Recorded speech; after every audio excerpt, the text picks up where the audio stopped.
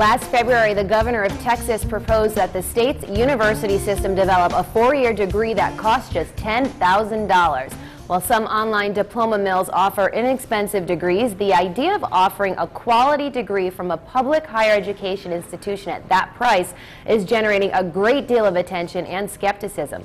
Here to talk about it is Peter Kerwin from the Rhode Island Higher Education Assistance Authority. Good morning. Good morning, Courtney. I'm fascinated by this topic because $10,000 seems like peanuts compared to what everybody's paying now. What's the likelihood of this going forward? Well, you know, that's tough to measure. I mean, you know, the governor kind of threw it out there in his State of the State address, and it's actually based on an idea that a challenge that Bill Gates made at a higher ed conference last summer, where he went in and said to folks there, you know, with everything happening in technology, you can really leverage those changes in order to bring down the cost of degrees. And he wasn't talking a $20,000 or even a $10,000 degree. He's talking a $2,000 degree.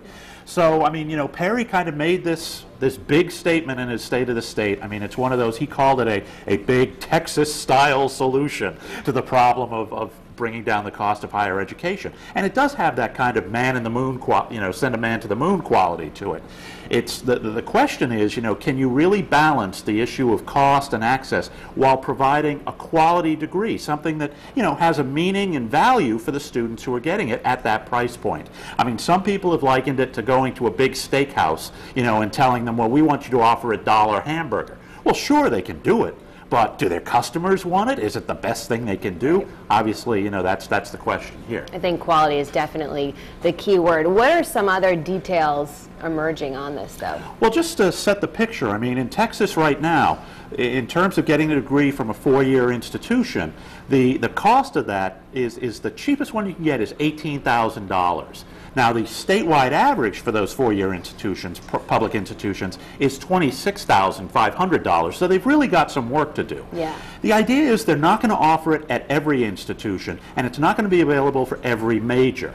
It's more along the lines of let's offer it for certain very popular majors, let's incorporate some online learning, incorporate open source video lectures and textbooks, let's use social media as a way for guidance counselors to work with students that way.